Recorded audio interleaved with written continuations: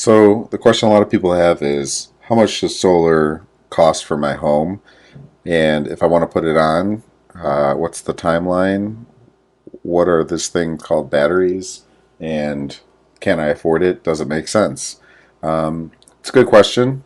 Basically, a lot of people are able to put solar panels on their home throughout the US, but specific to Hawaii, adding batteries is something unique. But how much does all of this cost? So I'm going to go over everything real quick. It's really based on what your average monthly usage is if you're going to do the customer self-supply with the batteries, and you want to kind of get an idea of what your average monthly usage is on your batteries.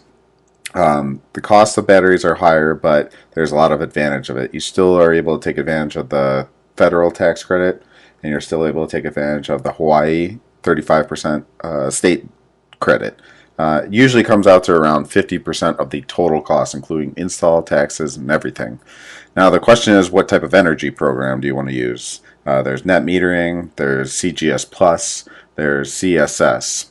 They no longer offer the net metering program, so I'm going to kind of go over some of the different programs. Now, net metering was a simple design. You had your house, you got electricity, you put solar panels on your roof, and then you export anything that you didn't use. So when you're using electricity, it goes towards the house, but when you're gone for the day and you're not using it, you're exporting the energy you are creating with your solar panels out to the grid, and you're getting the credit for that. So come nighttime, when you need electricity and the sun's not out, you're able to use those credits that you sent out to the utility earlier in the day and get those credits back. So offsetting your bill one-to-one, basically. Now, problem is, everyone started doing that. Once all the neighbors started putting solar panels on their roof and adding the net metering, on top of that, when they issued leasing, even more people could afford it. It was a really cost-effective way to put solar panels on your roof. So when the sun came out, everyone starts exporting electricity to the utility company. However, there's not that high demand at noon when the sun is out. So while everyone is exporting, they really had nowhere to put the electricity. So they had to get rid of that program. So the other program they came out with once they suspended the net metering program is Customer Grid Supply Plus.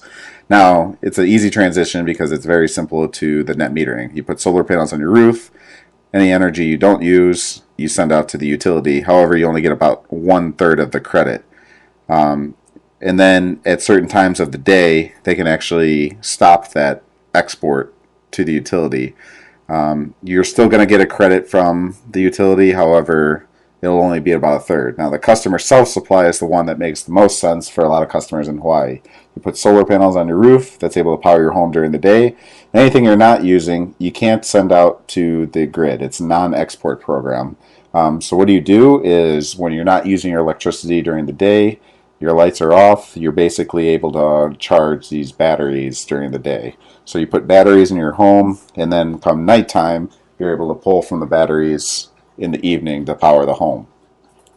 And then the utility, if you go over the amount what your system can provide, you're able to pull from the grid seamlessly. Now you are paying for that service though.